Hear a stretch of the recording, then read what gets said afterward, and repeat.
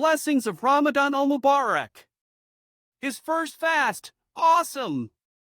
Written by Maywish Ashraf. Karachi, Pakistan. Osman turned 7 this Islamic month of Sha'ban. His parents and siblings were steadfast. His joy was visible because the arrival of the holy month of Ramadan was only a few days. During the winter holidays, he completed the recitation of the whole Holy Quran and got beautiful gifts from his grandparents, uncles, and aunties. He had requested his mother for permission to observe a fast during Ramadan, which she gave, seeing his enthusiasm. For him, Ramadan was often the topic of discussion. He also started performing prayers regularly. The Imam of the mosque, who was a friend of Osman's grandfather, was happy to see him in the mosque 5 times a day. Finally, the day arrived and the moon of Ramadan was sighted. Osman went to bed soon after finishing the Isha prayers. He had to wake up early in the morning. Happiness was visible in his glowing eyes.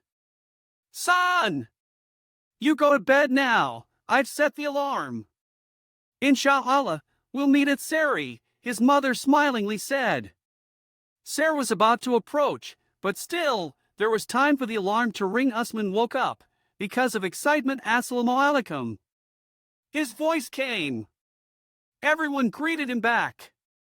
"Come on, son! Today will be your first fast. Congratulations!" Grandpa said as Osman sat beside him. "Believers, fasting has been enjoined upon you as it was enjoined upon the people before you, so that you may become pious." Al-Baqarah 2:183. Similarly, Hazrat Abu Hurairah, may Allah be pleased with him, narrated once that the Holy Prophet, peace and blessings of Allah be upon him, said while explaining the virtues of fasting, "Whoever fasts Ramadan with the intention of re-establishing faith, his previous sins are forgiven." Al-Bukhari, Al-Sahih, Kitab al-Sum, Chapter Fasting of Ramadan, Accountability from Al-Iman, 122, number 38. Osman was listening to these words carefully. He thanked his grandfather. Meanwhile, his mother set the table. Everyone enjoyed Sari, and with the sound of sirens, they started ablution. The family members performed far prayer and went to bed for rest, but Osman took the way to the seminary. After finishing his lesson, he took the way back home. He did not feel tired the whole day. After Zuhr, his mom took over the kitchen. Iftari was made special today.